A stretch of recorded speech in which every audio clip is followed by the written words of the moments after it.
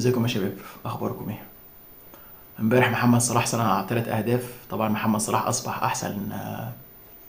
احسن صانع اهداف للافارقه في البريمير ليج ب 63 هدف، بفرق هدفين عن رياض محرز، فرق كبير عن دروجبا. يعني محمد صلاح لاعب كبير، لاعب هداف ما شاء الله. مش محتاجين نتكلم عن محمد صلاح، لو احتاجنا نتكلم عن محمد صلاح هنتكلم من هنا لبكره.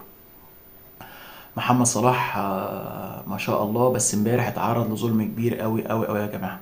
محمد صلاح امبارح المفروض هو صنع 3 اهداف بس ما اتحسبش الهدفين بس، لان الهدف الثالث اتحسب هدف عكس ليفربول. اتحسب ان الهدف ده ولفرهامبتون جابه بنفسه، مدافع ولفرهامبتون، مع ان الكره خبطت فيه بس.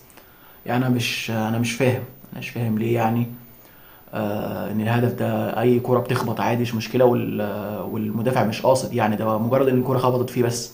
مش مصدق ان الهدف ده ما اتحسبش لمحمد صلاح اسيست واتحسب هدف لاليوت. اتحسب اسيست لاليوت، واتحسب يعني ما اتحسبش لمحمد صلاح. يعني البريمير ليج وانت عارفين الظلم اللي بيتعرض لمحمد صلاح لكل فتره. ما صدقنا خلصنا من مشكله الاتحاد، ظهر لنا ايه؟ مشكله الاساسات بتاعت محمد صلاح. محمد صلاح لحد دلوقتي مسجل هدفين في البريمير ليج وصانع 5 اهداف.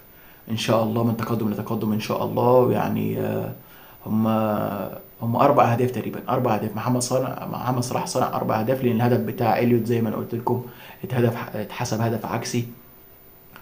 وزي ما انتم شايفين كده 3 اهداف، يعني صناعة ما شاء الله. ما تنسوش تعملوا لايك واشتراك في القناة. سلام.